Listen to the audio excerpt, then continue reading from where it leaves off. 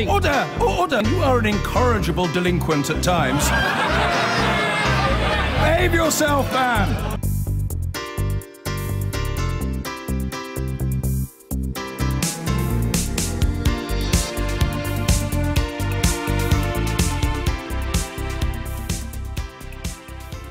Talk about former Facebook manager Sandy Parakos, who claims he warned senior executives that the company's lax approach to data protection risked a major breach. Currently giving evidence to the Select Committee via video link from San Francisco. Shall I have a quick listen in? Here we go.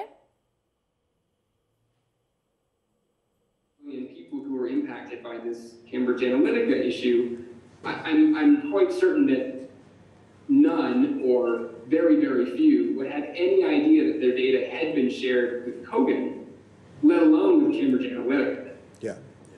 And was this a continuous flow of data? So once you'd completed the survey, you'd given permission for your data to be accessed and that of your friends. That wasn't just the data that was accumulated up to that point, but any future data that was accumulated as well. So there were different permissions that enabled different access points, and basically for some period of time, I don't remember all the technical specifics here, so I don't want to give an incredibly specific answer, but for some period of time on Facebook platform, you were able to, as a developer, to pull data at multiple times moving forward as well. Yeah, thank you. I mean, and that makes sense in the sense that you can imagine if you I don't know if any of you played Farmville or used one of the other Facebook apps that were really popular in 2010, 2011, 2012. They would need to see your friends and see some of your social activity to be able to inform some of the things that were happening in the app. Yeah. So it provided functionality to developers, yeah. But it could also be abused. Yeah, thank you. I'd like to bring in Chris Matheson, who's just sitting to your off camera to your left. Thank you, Chair. Sandy, hello.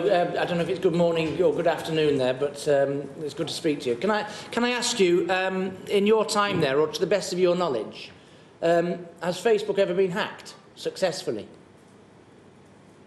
So I did work on the security team, which was a different team that was focused on technical security. And so I don't think I'm really qualified to answer that question. Are you aware of any attempted hackings? Data breaches. I'm not aware of technical data breaches, meaning systems being compromised. Right. Presumably they have very strong security procedures and protocols and defences against hacking attack. Is that correct? Sorry, it's a little hard to hear. I think you said they have strong authority to deal with... Yeah, I'm guessing they have very strong security provisions in place to prevent hacking. Oh, yeah. So what I would say is the security team at Facebook is very, very good. And they have very, very good engineers working on technical security, and it's a best-in-class company for technical security. However, the concern I had was that they had built this platform that would allow people to get all of this data on people who hadn't really explicitly authorized, and it was personally identifiable data. You had your name, and in some cases, your email address. In some cases, could include your private messages. I mean, it was really, really personal data. And they just basically allowed that to leave Facebook's servers intentionally, and then there weren't really controls once the data had left to ensure that it was being used in the appropriate way. That was my concern. Yeah, you've almost anticipated my next question, really, because privacy and security are not the same things, but they have a similar aspect to them. And it seems that what you're telling the committee is that they take security very seriously, but defending their own servers from external encroachment and attack, but that privacy is not given necessarily the same priority, or they don't seem to have an understanding that it has the same priority. Would that be fair? Thanks. I think that's fair. Yeah, I think that's. If what you're saying is they take the technical security of their systems very seriously, yes, they absolutely do. And then you're also saying, but they don't take that people's data is protected overall, including outside of their systems, I agree, they do not take that seriously enough. Okay, thank you. In my opinion. Thank you. Julian Knight. Thank you, Sandy. It's very interesting evidence you're giving to date, and I thought it was a very telling point that you made at the end there, that effectively the dichotomy between the approach to preventing hacking, preventing a very technical breach, and their approach in terms of the data and the use of that data effectively when it's acquired by a third party, if you like. Do you think that this very sort of this looseness of personal data, was that almost seen as a unique selling point of Facebook, something that was actually a part of their marketing strategy?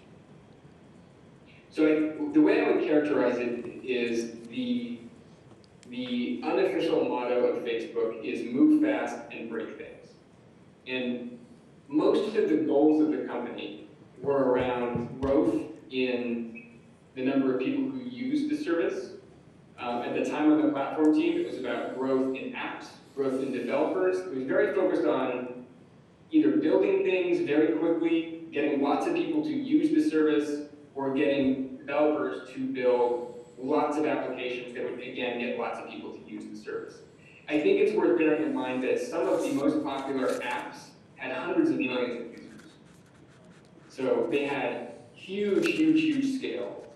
And I can't remember specific apps, but I believe that some of those apps asked for friend permissions. And so there was a huge amount of data that was being pulled out of Facebook as a result. And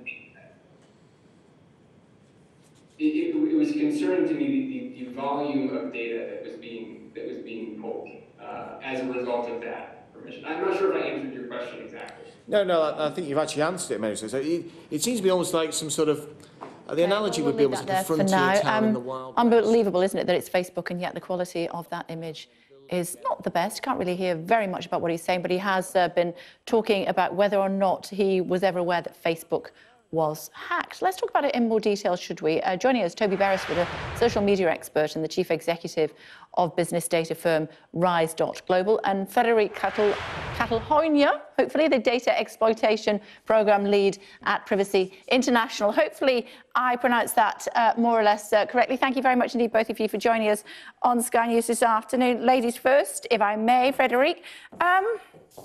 We've been hearing a lot about Facebook over the last few days, of course, and also Cambridge Analytica. We've seen what the share price has done as far as Facebook is concerned. How does it recover from this? I'm very happy that we're talking about this issue. I think third-party tracking, harvesting, tracking, profiling is a very big issue that we have been concerned of for a very long time. So while I think it is important to talk about the responsibility of the big platforms and the big tech companies, I think it's also the time to talk about a wider systemic problem in the way that people's data is being exploited. OK, let's bring in Toby. Come back to you in just a second, if I may. Hello to you, Toby. A very good afternoon. Thanks for joining us on Sky News this afternoon. You know, some people, well, there's two schools of thought, isn't there? There's either you put your information into Facebook and you expect it to be kept private unless you friend people, etc., etc. Other people say if you put in all that sort of information into, you know, what is to all intents and purposes a platform that many people can access, you know, you're giving it away, aren't you? Yes, yes and no. Of course, I think it's. We've had 10 years now of Facebook use, and we've got 2 billion people on that platform. I think the idea that we can just avoid Facebook altogether in order to protect our data is no longer really an option. I think the question really now is how do we make sure that our data is protected on Facebook, but at the same time, how do we make sure that we're being served information and advertising that's relevant to us? I mean, one of the great advantages of data sharing is that we are served adverts that mean something as opposed to adverts that don't. So there are two sides to this debate. Do you have any answers to those two questions that you just posed? Well, I think the key answer is to fund the Information Commissioner's offices properly. I think it's been grossly underfunded for many years. I mean, the fact that that we have a kind of a government committee is only now asking kind of very basic questions, as you saw in your interview, about how does data work, how does Facebook share data with its partners. I mean, it just shows just how far behind our government is, and particularly the Information Commissioner's office. I mean, I think they've been running for too long on the kind of if no one's complaining, we won't look into it, and I just don't think that's applicable. I mean, somebody like Christopher Graham, who was the Information Commissioner before, or Elizabeth Denham now, I mean, they should be looking at the Facebook policies. They should be having an argument with every social media network about data portability as soon as these policies are launched, not 10 years later when the cat is out of the bag. Let's bring in Frederica again, should we? Hello to you again, Frederica. So the government, the authorities, should be doing more to protect us when we use Facebook. It's not down to us, it's down to the government to look after us better. I think what this current scandal shows that law is lacking behind technology, which is usually the case. I think it also shows that there's a fundamental informational asymmetry between what consumers know and what companies know. And this is a real problem. So we still think of privacy in terms of the information that we put online, whereas in fact the problem is much wider. Through tracking, our behavior, our browsing history, our location data is being observed without us even doing anything ourselves. And I think Cambridge Analytica also shows how important profiling has become. So the reason they collected Facebook likes from Facebook was in order to build a model that could predict people's personality based on Facebook likes alone. So we think that all we share with Facebook is likes, but we don't understand that this can be used to model whether we're neurotic or whether we're open-minded. And the advertisement industry likes to say that this is all about showing us relevant ads, but what we're seeing here is that behind the ads that we see is an entire ecosystem that can be tapped into by all sorts of people. Political advertisement, foreign governments, and I think we need to talk about the fact that it is actually quite invasive to be shown ads based on my presumed interests, fears, and identities. Toby, I'm not surprised by any of that. Are you? Yeah, no, not really. I think the only thing we just have to be aware of is that advertising pays for journalism. Advertising pays for services like Facebook. If we didn't have the advertising industry, then we wouldn't have those services being paid for, and we'd have to find other ways of paying for it. So it's not a question of just saying all advertising is bad. Certainly, if advertising is more relevant, that's good. I mean, if I'm an Arsenal supporter and I've liked the Arsenal page on Facebook, I don't want to be served ads for tickets to Spurs games. I'd prefer to have ads for tickets to Arsenal games. So there is a value in having relevant advertising. I think the real kind of question here is that we all need to kind of understand a bit better what is going on when we share data. And of course, there has to be good privacy permissions. And of course, we have to know what data we're sharing with whom. I think that the real kind of issue here is that particular loophole that Cambridge Analytica were using wasn't closed down until 2014. So it was open for effectively 7 years, which is quite a long time. Yeah, I mean, whoever wants a flipping ticket for Spurs, let's be honest. Frederica, what can we do to protect ourselves then? What, as individuals, can we do to make sure that our information is not passed on to third parties, or literally we can't do anything? I went into a Nike shop the other day, and as I came out, I was getting emails about Nike products, and that was just because I had my phone in my pocket. Absolutely. So I think, as an organization, it is our policy. We don't want to blame the user, and we don't think everybody needs to be a data protection expert to have their basic rights protected. Yes, there are certain things you can do. You can limit the permissions you give to apps. You can look over your privacy policies, but ultimately that's really. And I would just like to follow up on what has been said about that we have to be careful about thinking about which data we provide. Again, when it comes to location data, when it comes to Wi-Fi tracking and facial recognition, even in offline retail, I think the issue is much wider than just Facebook or third-party apps on Facebook. So I think, yes, we need better enforcement, but at the same time, it is a problem that we need investigation and a team of journalists to work on an issue for an entire year to find out that a company has ignored the law.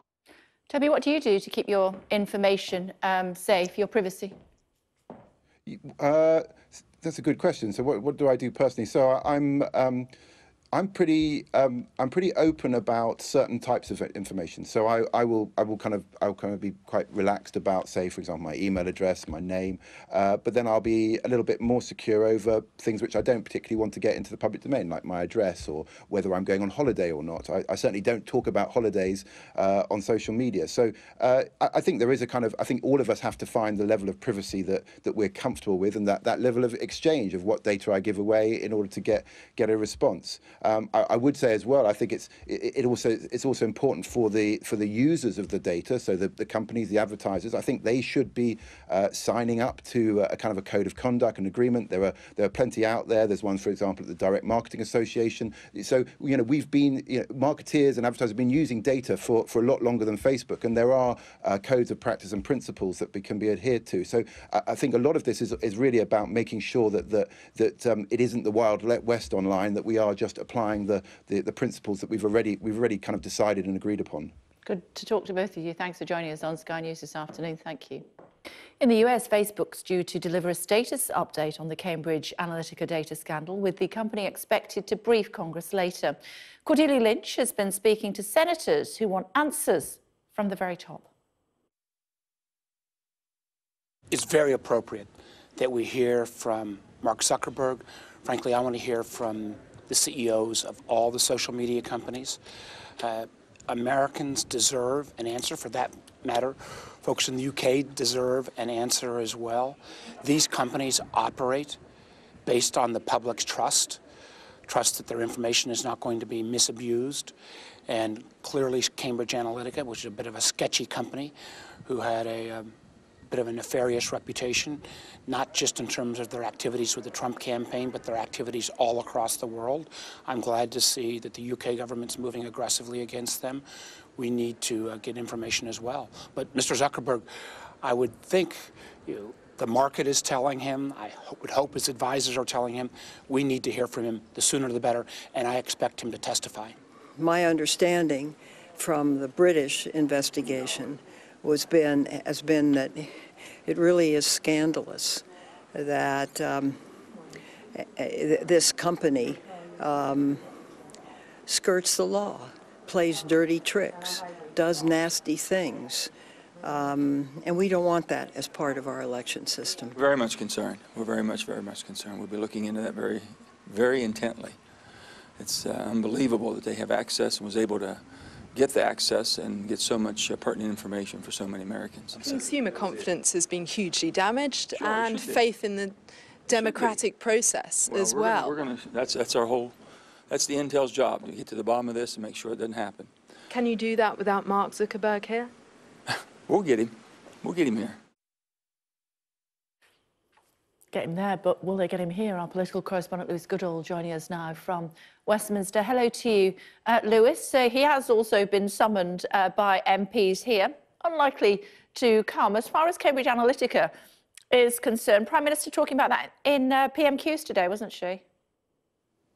Yes, she was, Kay, and of course she's very alive to the fact that the head of steam which is built around this and the potential for political damage. You saw there a whole succession of American senators looking to decry the activities of this company. It would be very damaging indeed if it could be proven that there was any link with them and the government, and much even more so with the Conservative Party. As far as the government is concerned, Prime Minister's spokesman today was at pains to point out that as far as they were aware, there were no existing contracts between Cambridge Analytica or its parent company with the government. There was, however, a contract with the Ministry of Defence, which was apparently closed in 2014-15. They had this to say this afternoon, the MOD: "We have no current relationship or existing contracts with SCL Group, which includes Cambridge Analytica. As such, the company has no access to any classified information." But what about the Conservative Party? Well, things are quite clear there, although a little murkier, in the sense that has been no actual contract between the Conservative Party and Cambridge Analytica. Nonetheless, there was apparently a series of conversations which took place between the Conservatives and Cambridge Analytica under, the Prime Minister said, the previous administration, i.e. David Cameron's administration. And rather pointedly in this briefing, I thought made the point that that was rejected under the new administration, i.e. Theresa May's administration. More broadly as well, there are lots of people, not least the Scottish Nationalist Party in Parliament, who are trying to connect the dots between Cambridge Analytica and the Conservatives, not least lots of social dots. The founding chairman of the parent company of Cambridge Analytica was a former chairman of the Conservative Party. Of course, there's nothing in itself improper between connections and conversations between the company and the Conservatives. Whilst all of this was going on, the Conservatives didn't necessarily know, of course, about any of the things they have allegedly done. But nonetheless, clearly, it's political pressure which isn't going to let up over the next 24 hours. OK, thanks. An academic who created an app which harvested data from 50 million Facebook users says he's been made a scapegoat, but admits he should have asked more questions about how his work would be used. Dr. Alexander Kogan has told the BBC he didn't know his work for the data company Cambridge Analytica in 2014 violated Facebook's policies. Cambridge Analytica is accused of gathering data from millions of people without their knowledge. Here's our business editor, Simon Jagg. The pressure on Mark Zuckerberg is growing to give his version of how the personal data of 50 million Facebook users ended up with a consultancy that worked on Donald Trump's successful election campaign and was secretly filmed boasting of their influence. We did all the research, all the data, all the analytics, all the targeting. We ran all the digital campaign, the television campaign, and our data informed all the strategy. The Cambridge academic who came up with the original app said he's stunned by the controversy. Never in our wildest dreams did we think anything we did would be used in the Donald Trump campaign, right? I mean, this is 2014, well before anybody would think Mr. Trump would be a serious candidate. So at the time, I didn't know who their clients were going to be. I didn't really know the specific use case. I did know it was going to be used for political purposes, but beyond that, it was well above my pay grade. Should have asked. Although he did sign an undertaking that his app was for research only and would never be used for commercial purposes. The implication underlying this story is that democracy has somehow been undermined, and that drew a political response today. The allegations are clearly very concerning, and it is absolutely right that they should be properly investigated. It's right that the Information Commissioner is doing exactly that, because people need to have confidence in how their personal data is being used. So how much are we as consumers to blame for blithely surrendering the facts of our lives? The conversation we should be having is what happens to our data? How much are we comfortable to share? Who are we comfortable to share it with? And what do we think about how that's done? So this feels to me like a real light bulb moment where people are understanding that it's not just clicking like on Facebook. What you're doing there is giving data away. So far, this scandal has cost Facebook, whose London headquarters are just in there, $50 billion in market value and untold reputational damage. So far, the chief executive, Mark Zuckerberg, has been silent. I'm told he'll speak tonight in California. But how much responsibility, morally or otherwise, could he and should he take for the misuse of his own customers' data? Cambridge Analytica have always denied they used the harvested data in the Trump campaign, and Facebook deny any wrongdoing. Mark Zuckerberg will need a better statement than that. Simon Jagg, BBC News. Well, we can talk to our economics editor, Kamal Ahmed, in Brussels. But first, let's go to our media editor, Amol Rajan, who's at Facebook headquarters in San Francisco. Amol, Mark Zuckerberg, founder of Facebook, is going to break his silence about this scandal tonight. What's he likely to say? Well, Fiona, it's worth saying that it's about time too, because the silence from Zuckerberg and indeed Sheryl Sandberg, the chief operating officer of the company, for the past 3 days has been deafening. To be strictly accurate, we don't yet know for absolute certain that he is going to speak today. There's still some doubt about that. We don't know when he's going to speak and how he's going to speak. In the past, he's written long blog posts on his Facebook page. It could be another one of those, or it could be a video post. But if, as we expect, he does speak today, I think he's going to have 3 key messages. The first is it's going to be his account of what actually happened. There are people at the company who feel that they're getting the blame for the misdeeds of particular individuals and particular companies who may have misled them. So it'll be interesting to hear what Zuckerberg has got to say about that. I think he's also going to acknowledge public concern around the world about data. These companies are growing very, very powerful by hoarding vast troves of personal data, and he's going to talk about that directly, and he's going to try and reassure Facebook's huge global community of 2 billion users that he takes his responsibilities towards them very, very seriously. But of course, he's got multiple multiple audiences. There are the staff here who look to him as something of a deity who want reassurance. There are the lawmakers and regulators in Washington and in Europe who have got their claws out and really want a piece of Facebook. And there's the members of the public around the world who are increasingly concerned. And I suspect it's going to be easier, Fiona, for him to persuade staff than it is for him to persuade public that he takes their concerns over data seriously. Right, well, Kamal, let's come to you in Brussels. The other issue that's dogged the big social media companies is how much tax they do or do not pay. And now the EU's tightening up the rules on that. Absolutely, Fiona. I think digital companies like Facebook, like Google, have had these two controversies, one on data, the other on tax. And as you say, today the European Commission said it wanted to completely tear up the tax rules. It came up with a really stark figure. Traditional businesses operating across Europe pay an effective tax rate of 23%. Companies like Google and Facebook, their effective tax rate 9.5%. It's been a controversy for many years. The European Commission's proposals today say that they want to start taxing the activity based on advertising revenues, based on the number of users these companies have across Europe. The companies themselves say they pay the majority of their tax in America, where they invented the products we all use so eagerly. Will it happen? Well, I interviewed Pierre Moscovici. He's the commissioner who brought forward these proposals. He said he wanted agreement across the EU 28 by the end of the year. Will the UK be involved? Well, the Treasury has said it wants, or its preferred option, is a revenue tax. So this could be as significant a moment on tax as the arguments on data are for Facebook themselves. OK, Kamal Ahmed in Brussels, Amal Raj in San Francisco. Thank you both. Well, Theresa May has been challenged over her party's alleged links to Cambridge Analytica after an undercover investigation by this programme revealed senior figures from the firm talking about using bribes and honey traps in their political consultancy work around the world. SCL Group, the parent company of Cambridge Analytica, came under the spotlight as the Prime Minister was asked about the connections between the Conservative Party and some of the men running the company. Mrs May denied any links, but described the allegations about the company as very concerning. Our Home Affairs correspondent, Andy Davies, reports. It has been a spectacular fall from grace. A headline act at the Online Marketing Rockstars Festival last year. Ladies and gentlemen, it is a pleasure to speak to you about the evolution taking place in marketing and communications. Parading Cambridge Analytica's credentials and values. Now suspended for violating them, so said his own board. And as Cambridge Analytica's notoriety spreads ever further, now it's the parent company, SCL, which is also facing scrutiny. SCL is also into data-driven behaviour change, hired in the past by the MOD, Foreign Office and Home Office. Its apparent links to prominent Tories. This was David Cameron with SCL director Julian Wheatland, highlighted in the Commons today. A former Conservative Party treasurer is a shareholder. We know about the links to the Conservative Party. They go on and on. Will the Prime Minister confirm to the House her governance connections to the company?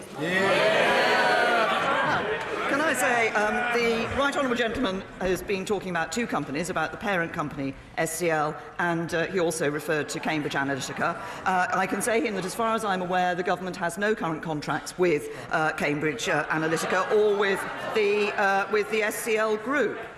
It was SCL that today the Times newspaper alleged was behind this. It's 2010. And on the left is Lindsay Grant, then opposition leader in St Kitts and Nevis. It's a setup. He's being offered a bribe to fund his campaign by someone posing as a developer. Again, I'll be very direct. We would look to acquire that for a price of about $20,000 an acre. A land deal well below market value in return for the bribe. Corruption on camera, and the politician appears to take the bait. There's no side, but it's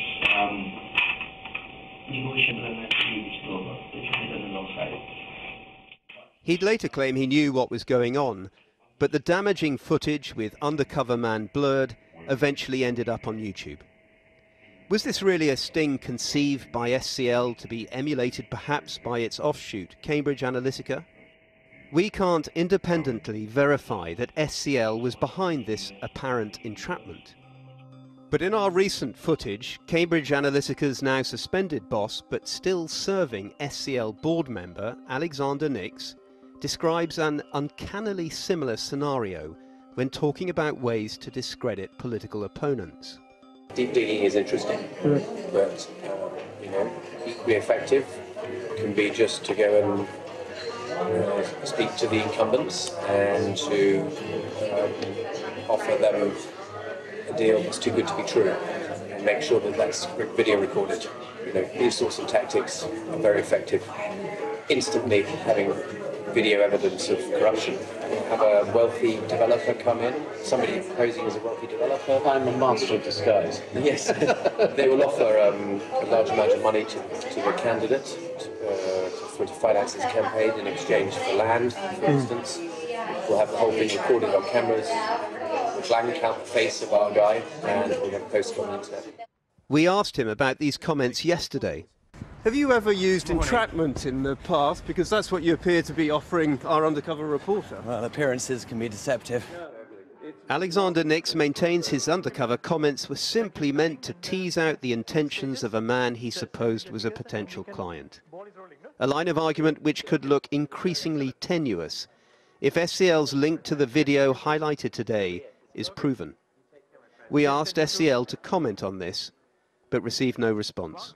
So we've asked SCL. Remember, this is a company which has been used by government departments here in the UK and in the US, specifically about this video, whether they had a hand in it, as alleged. We're still awaiting their response. Meanwhile, I've been hearing a little bit about what's been going on inside Cambridge Analytica over the last 24 hours. We understand that last night, as the news was coming through that Alexander Nix had been suspended, he addressed staff, about 100 of them, inside the building. He gave a passionate speech, said that he apologised profusely for what he called the misrepresenting what they and the company do. But I understand that the staff there are horrified at the intense media pressure at the moment. Finally, a word about the Information Commissioner, still trying to get into Cambridge Analytica. I've just been told that the earliest they'll hear whether the judge will grant a warrant will be on Friday. So lots of fast-moving elements to this story, but not this one.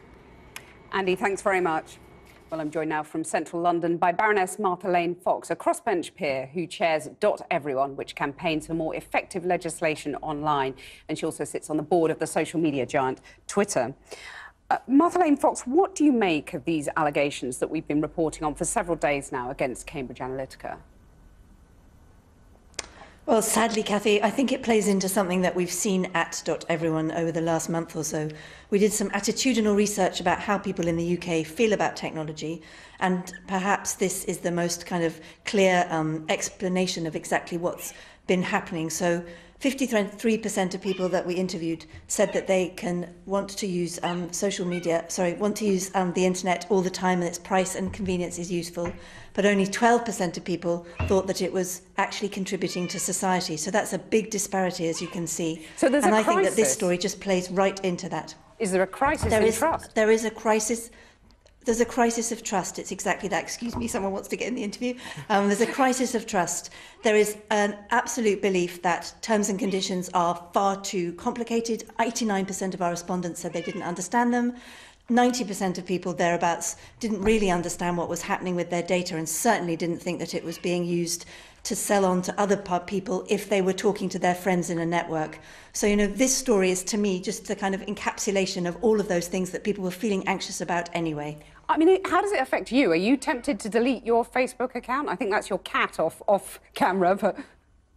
Yes, my cat, sorry, she's got some strong views about this subject. Excuse me. I don't use Facebook so much as the platform, but I am on WhatsApp and Instagram. I feel as though if people want to use their own clout to make a point to the company, that's a good thing. You know, social change happens when all of the dimensions of society come together. You need civil unrest, you need legislation, regulation, and you need the media to do their bit too. And it feels as though that's what's happening right now. So if people feel uncomfortable, they should vote with their feet. You know, things that happened in the sustainable food industry happened because people stopped buying a particular type of product or a particular type of clothing if in fashion. So we need to take those matters into our own hands. Well, will you send a message with your clout, very considerable clout, and say that you'll delete your Facebook app or WhatsApp, Instagram, whatever message you'd like to send. I'm not going to delete WhatsApp or Instagram. As I say, I don't use Facebook that regularly, the normal main platform. I personally don't think that's the main issue here. I think that the main issue is that we need to keep the feet to the fire in whatever way we want to do so. If people feel uncomfortable about what's happening to their data, then they should absolutely not be using Facebook. But I personally want to use my clout to fight for more understanding of these issues in the wider sphere, public sphere, so that people feel more equipped to understand what their data is being used for and understand about the transactions that are going on when they're getting these free services. I think that's fundamental, because that's much more about the long-term future of the internet.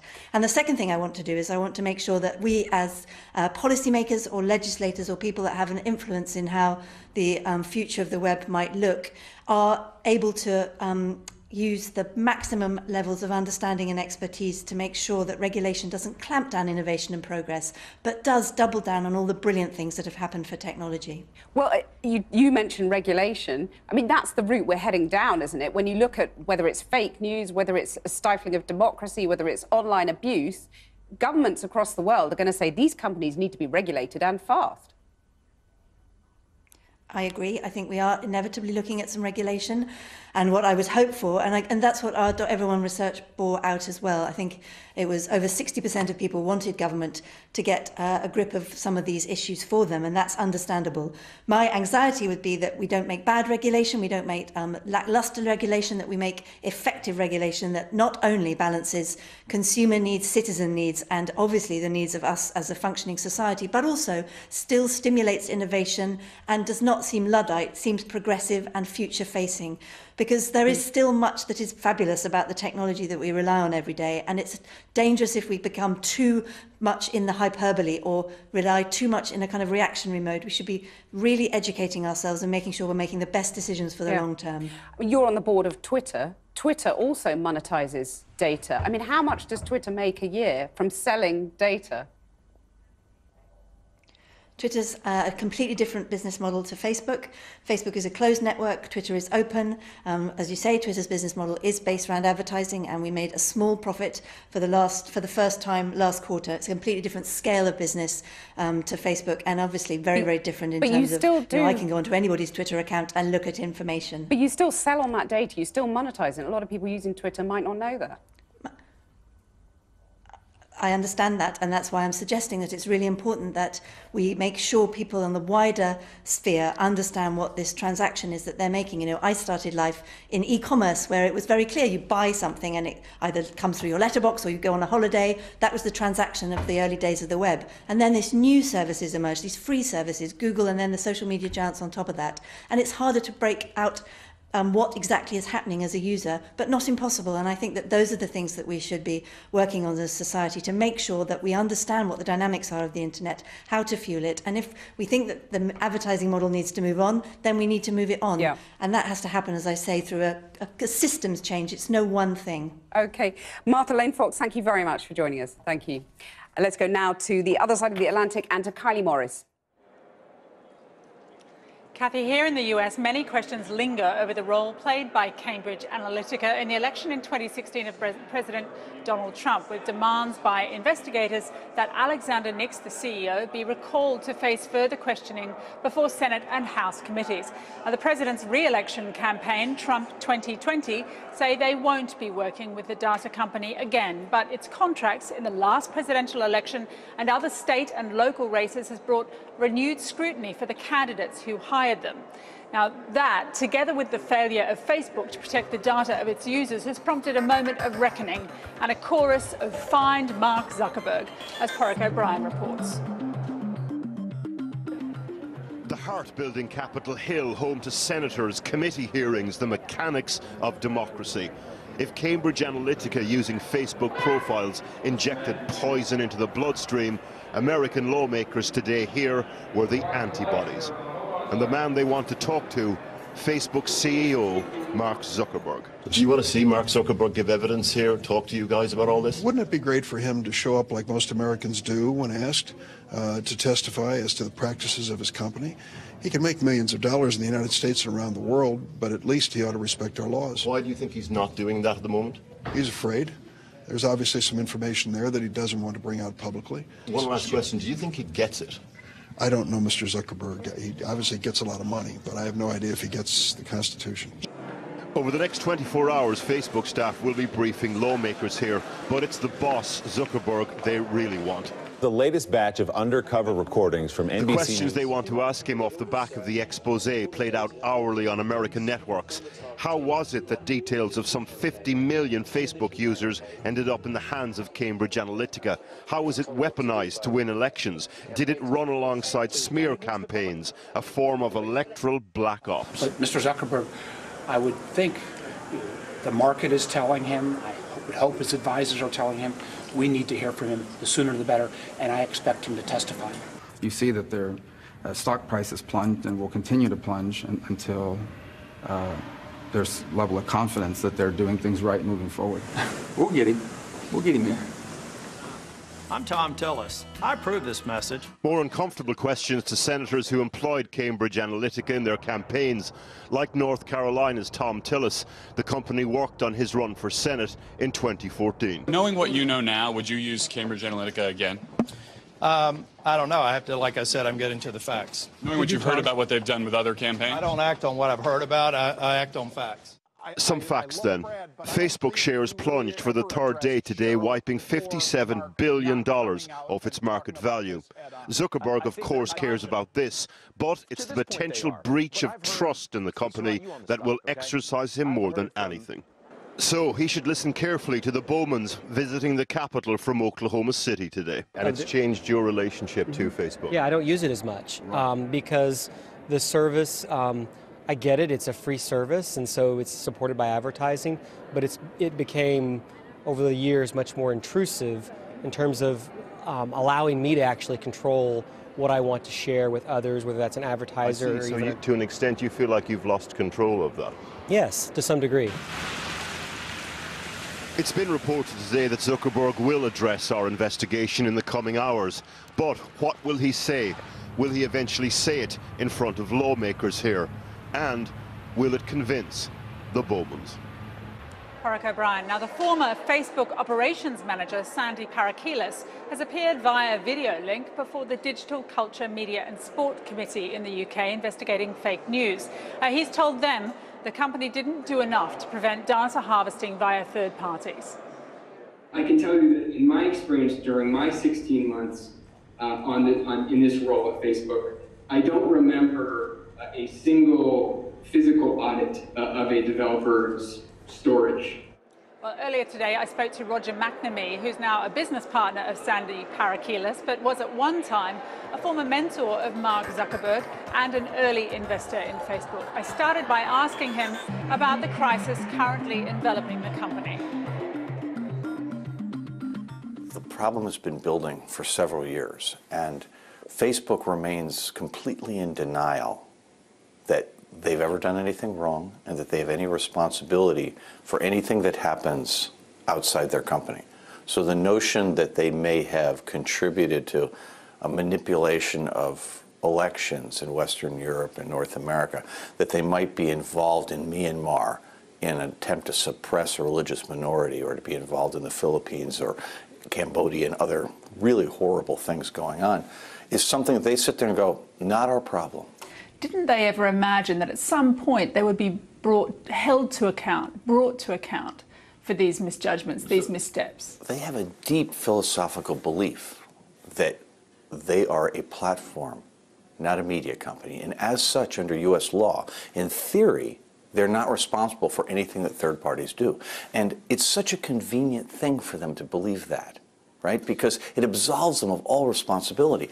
I was a mentor once to them, and I'm still a shareholder, and I believed in this company really deeply, and it's so far off track now that I don't know how they get back. And I'm with you. I can't imagine how anyone could not see the mess of trouble that they're in. So this kind of where's Zuckerberg, where's Mark kind of call that's going out, this clarion call asking for him to come forward and actually address this.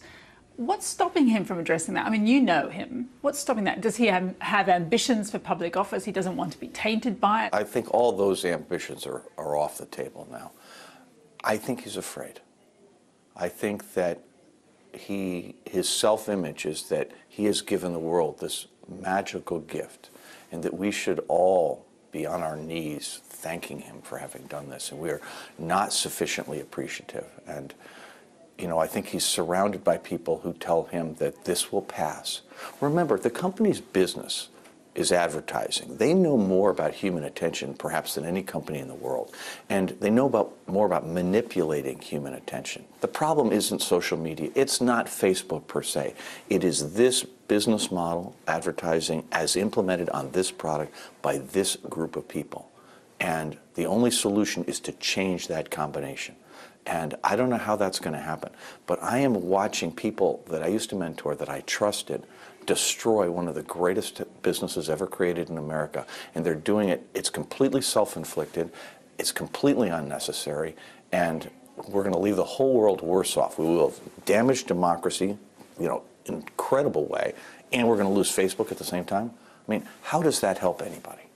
What evidence is there, or is it reasonable to believe that beyond the data scraping that we've seen in the case of Cambridge Analytica, that there is more, that there has been more data harvesting by third parties that we just don't know about, no one knows about at this stage? So Facebook signed a consent decree in 2011 that said that they were required to give full notice and get explicit approval from users if they were going to use the data, really for any purpose. So the users had to be bought in. So they sign off on the consent decree. How many people do they appoint to have oversight of this? My partner, Sandy Parakilas, who had the job of managing user privacy on third-party applications in 2011 and 2012, his belief is tens of thousands of firms were able to do it. Now, they would have done it at various scales. They wouldn't have all been 50 million. But it's possible some of them were bigger than that. Tens of thousands of firms. That's his estimate. He doesn't know because he was only there until 2012. But while he was there, the reason he quit was because they didn't take it seriously. They didn't give any resources, engineering resources, to actually protect it. If you were serious about this, you would have, I would think, at least 10 or a dozen engineers whose job it was to make sure the system was secure and to make sure third parties were not doing anything inappropriate. They would be actually auditing actively while people were doing these tests to make sure everything was done cleanly, but they didn't care. They viewed that as friction. And we'll have more on that much anticipated, presumably online appearance by Mark Zuckerberg tomorrow. But for now, that's all from us in Washington, and it's back to you in London, Kathy. Thanks, Kylie. Now, well, let's return now to our top story and this programme's investigation into how Cambridge Analytica allegedly used up to 50 million Facebook profiles without permission to target voters in elections around the world. We have some breaking news now on a response from Mark Zuckerberg of Facebook. So I'm going to return to Kylie in the US now. Kylie. Yes, Kathy, this has just landed, so we're just getting across it. It's from Mark Zuckerberg with a picture of him there. We know it's him. It's on Facebook. He says that he wants to share an update on the Cambridge Analytica situation, as he calls it. He says that there have been mistakes made. There's more to do. Then he delivers a timeline of the events so far. So his summary of how we got to where we are. He talks about the Facebook platform with apps being launched in 2007. And then in 2013, mentions the Cambridge University researcher Alexander Kogan, of course, the researcher who we know was working with Cambridge Analytica, and explains how, given the way the platform worked at the time, it meant that Kogan was able to access tens of millions of their friends' data. Now, in 2014, they say, to prevent abusive apps, they changed the way that the application worked. They changed the platform, and it meant that friends couldn't be picked up in the kind of data hauling that Kogan was conducting at the time. Then they say in 2015, they learned from The Guardian that Kogan had shared data from his app with Cambridge Analytica, and they immediately banned Kogan's app as a result of that. Sorry, bear with me, it's slightly dense, but it's all very really interesting stuff. They say last week they learned from The Guardian, from the New York Times and from Channel 4 that Cambridge Analytica may not have deleted the data as they had certified. So they'd signed documents saying it was all gone. Facebook's not convinced by that. For that reason, they immediately banned them from using any of Facebook's services. They say it was a breach of trust between Kogan, Cambridge Analytica and Facebook, but Mark Zuckerberg writes, it was also a breach of trust between Facebook and the people who share their data with us. So now we get to next steps, new steps, they say, to try and secure the data and prevent bad actors from accessing information. They talk about investing all apps that had access to a large amount of information before that change to the platform in 2014. So they're going to go back, do a review, and then ban any developer from the platform that doesn't agree to a thorough audit. They talk about now further restricting developers' data access in future. Thirdly, they say that they are going to, it sounds like, kind of launch a re-education program because they want Facebook users to make sure they understand what can happen with regard to apps. He says warm messages of thanks, and he says it takes longer to fix all these issues than we'd like, but he promises that Facebook will get through this and build a better service. Well, Kylie, thank you very much for that breaking news. What are the ramifications of all of this for Facebook and their users? I'm joined in the studio by Tony Cowan-Brown from Nation Builder, a software company used by political campaigns across the world, including the presidential campaign of Donald Trump. Also joining me from Las Vegas is Jamie Bartlett, author of The People versus Tech, How the Internet is Killing Democracy and How to Save It. Tony Cowan-Brown first, just to respond to that statement from Mark Zuckerberg. I mean, Facebook in serious trouble, the shares are hemorrhaging, people signing off their Facebook accounts. Will any of those details and that sort of apology really do any good, do you think? I think it's a start. I think, you know, he mentioned that there was mistakes that were being made. That's a good first start. I think the biggest issue that we're faced with today is going to take a joint effort from all different aspects of society. So that's companies like Facebook realizing that times are changing, realizing that there's more they need to do, there's more transparency that is demanded. They need to think about the roles and the responsibilities they have. I think there's regulators that come into play.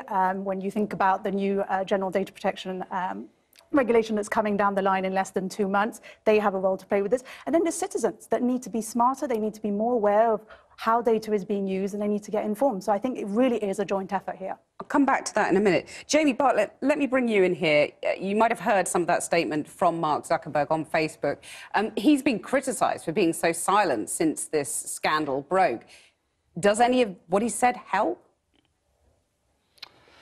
Yeah, I mean, it'll help a little bit. It's sort of what you expect, that they're focusing on what they see as essentially a breach of Facebook's terms and conditions. So they almost feel like they're the wronged party here. And there is some truth in that. And anything you can do to tighten up the way that third parties are using Facebook data, I think, will reassure some people. But there, of course, is a much bigger issue here that this story has revealed. I mean, the entire model of Facebook, essentially, it's about using user data in exchange for free services. And so, you know, underneath all of this story is a much bigger one, which is we're constantly sharing information about ourselves. Political parties all across the spectrum use this to target us, and that is not going to change under the current system, under the current model. Let me put that back to Tony Cowan-Brown. Is it a question that we've all got to wise up about the data we're putting out there, or do Facebook and Twitter and all sorts need to take more responsibility? They need to take more responsibility, but I think the issue that Facebook has right now is their business model, which is advertising, and their mission, which is community building, are currently not aligned today. The decision that human beings take of how much time they spend online and where they're choosing to spend that time is a very personal and it's a very important decision that they're taking. The reason why human beings are thinking about where they're spending their time in this decision is because they want to build communities. And I think that's the issue that Facebook has right now, is their business model and their mission are not aligned. Very briefly, Jamie Bartlett, do you think Facebook is still ducking responsibility by saying they're a platform, not a media owner? Well, that's always been their line. I mean, and in some senses, I understand the defence, but yes, ultimately, they do duck responsibility, and I think that over the last few days we've seen the results and how people are extraordinarily frustrated by this. And what I suspect will happen is that more people will turn to other types of social media platforms that aren't based on this model of sharing data for free services. Jamie Bartlett, sorry to cut you short, and Tony Cowan-Brown, thank you very much for joining us. Thanks for having me. We have a responsibility to protect your data, Mark Zuckerberg shared in an update this evening. And if we can't, then we don't deserve to serve you. I've been working to understand exactly what happened, he went on, and how to make sure this doesn't happen again.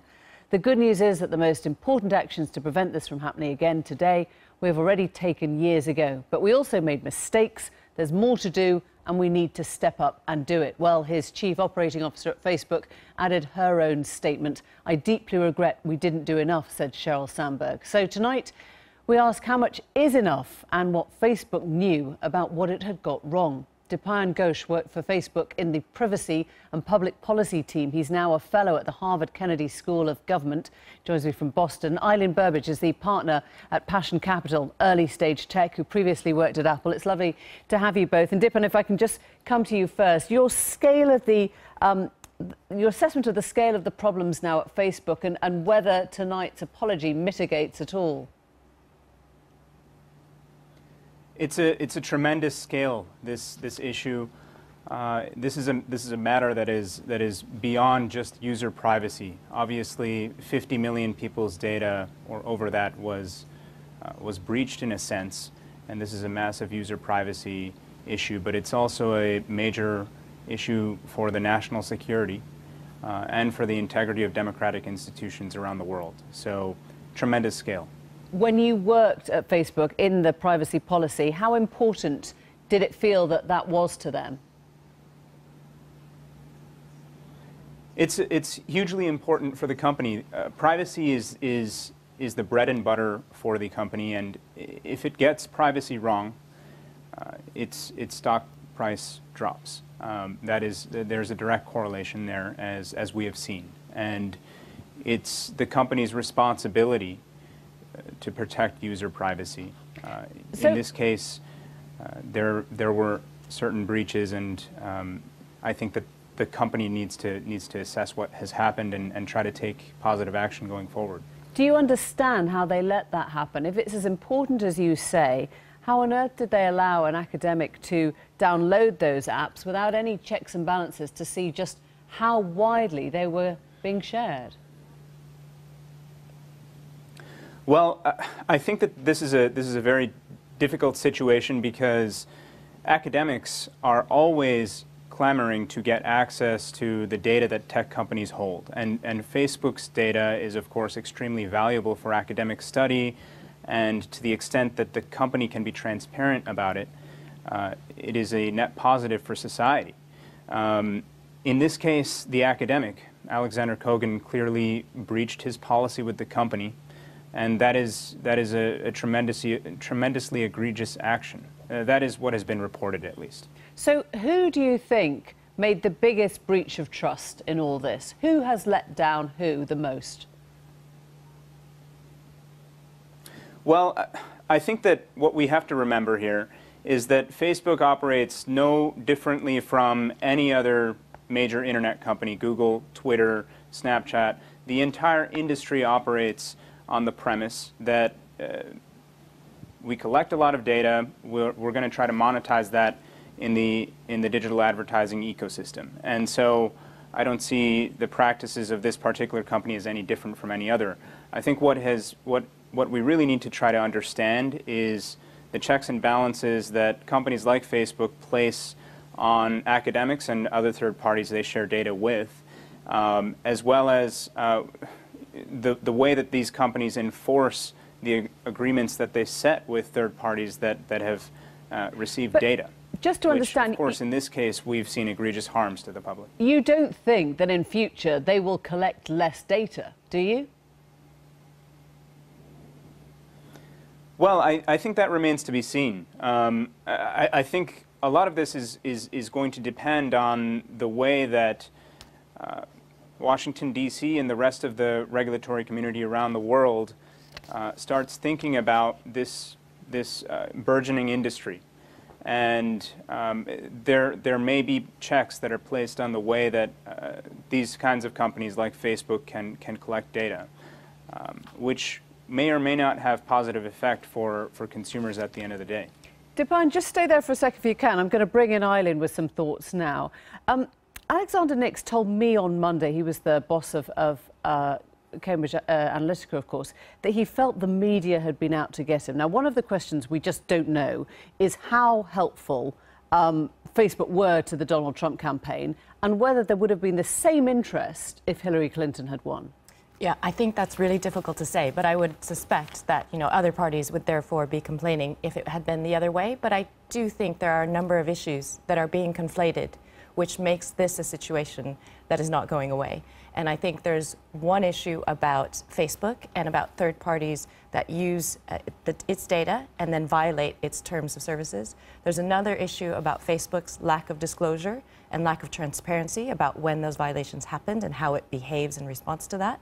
And then there's another issue yet about what's being done with that data. So I don't think, for example, there would be quite so much backlash if it turned out to be a clothing retailer who had used data that was collected by an academic and was servicing ads for women's shoes versus men's hats. So this is the question as well, Eileen, isn't it? If we know that our data is being used and shared, do we mind? Is it about the transparency more than anything else? For me, I think it's all about the transparency, the disclosure, even things that have come up that maybe Facebook tried to suppress the news about this coming out, that tried to deny that this ever happened. So they played this badly? I think they played this badly. I think they reacted very poorly. They probably felt they had a defensive position because they had changed their terms of services in 2014 since all of this happened, and they thought, right, we have gotten ahead of this and we know how to manage this now. Didn't feel like they needed to respond, and I think that response is what was poor. I just want to bring up the front of tomorrow's Times, which has a story there saying that advertisers are threatening, not that they have, but they're threatening to pull out of Facebook. And even talk of, them putting it on a sort of an unethical investment list, which clearly would be a major blow to a company that thought it was all about sort of sharing the good. Do you think they will, or is this just threat now? I mean, I think it's being considered, and I think it's a viable threat. My prediction is that it wouldn't come to that.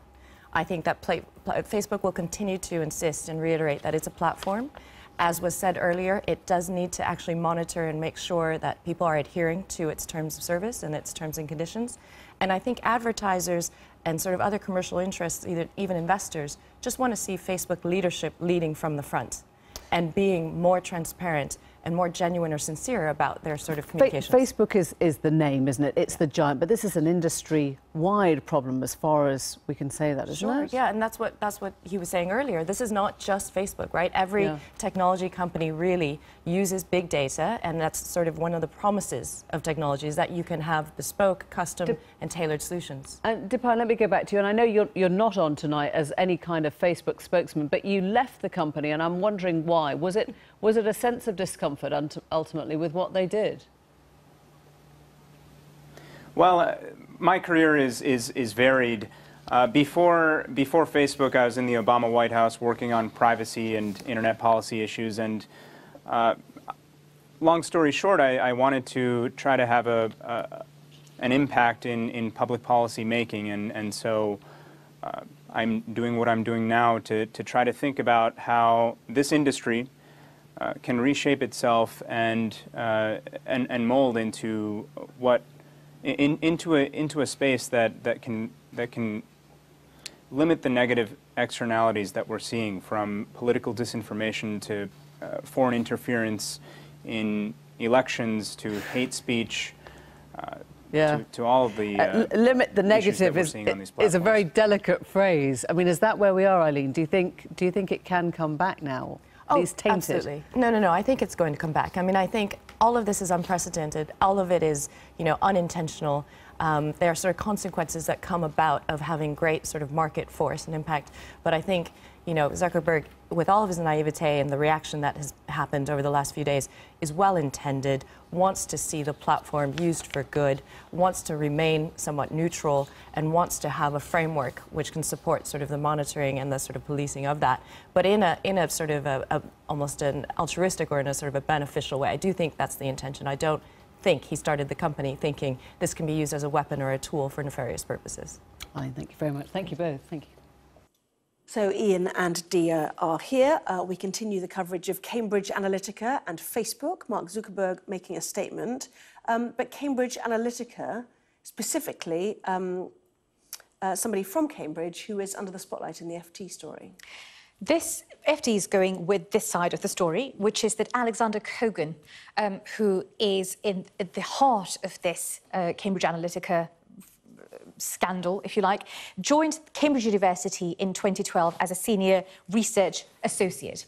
And it is now alleged that he used Cambridge University's research data to develop this app, which is at the heart of this Cambridge Analytica furore.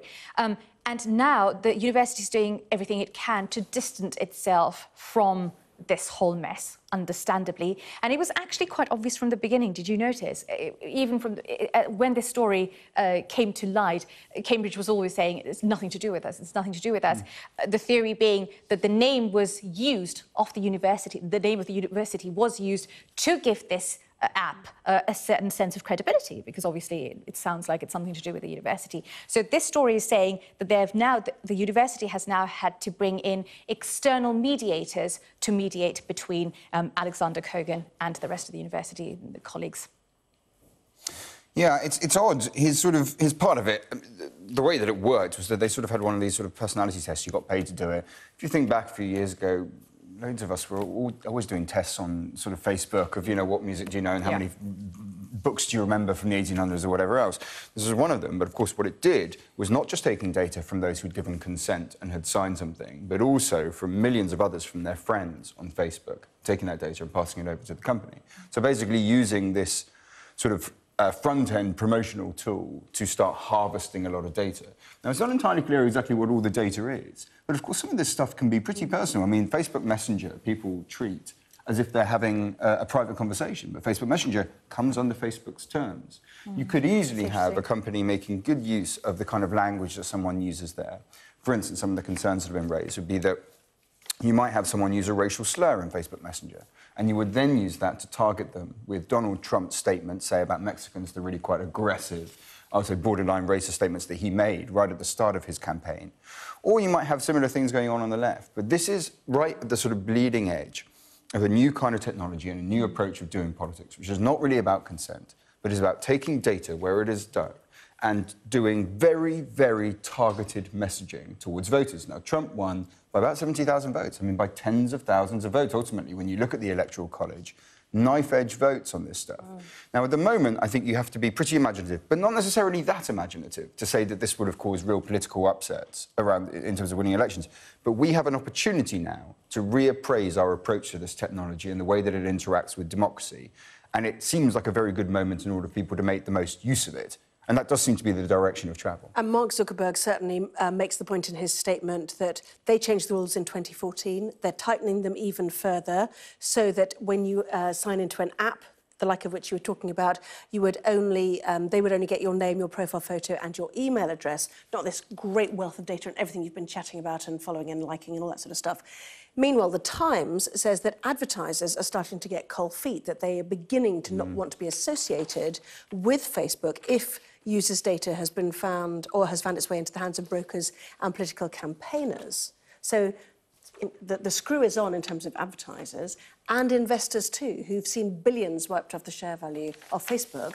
Not surprising, therefore, that Mark Zuckerberg is preparing to speak to the media on camera in the next hour or so.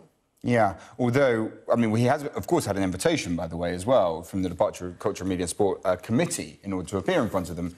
Nobody expects him to do this because, of course, there's no legal ability that they have to call him there. They wouldn't even really have a proper legal ability if he was a British citizen, let alone as an American one. So he'll probably try to avoid that unless, of course, they feel that the reputational damage is so severe that he would put himself into that kind of situation. Not very many people expect that to take place. It looks like he's going to try and deal with that in a much more sort of friendly home environment. Yeah. For instance, what we're seeing now. And certainly also in that statement from Zuckerberg, he does blame Cambridge Analytica for what's happened. And the use of the rules pre-2014 when they changed them. Yeah, so it will be interesting to see where ultimately where the buck stops ultimately, because it's all very, very there's a lot to still get through to understand what exactly happened with the data. Because, of course, Cambridge Analytica are claiming to be this fantastic service provider, which could, as Ian said, cause some political upsets, etc. But critics have also been saying that these are snake oil salesmen. You know, they can't really achieve anything. They're just bigging themselves up. So it'd be quite interesting to see how much of an impact they actually did have. I don't even know whether how many more apps we're talking about. How many more apps we're talking about. But to understand the scale of people that they could reach with their apps, I was reading somewhere that apparently an average Facebook user has 300 friends. So if you then have access to somebody who you can then through them get access to each of their friends whose settings are set on open to everyone or public setting, then you can just imagine how many people you can reach with just this one app. I've been getting away with it all my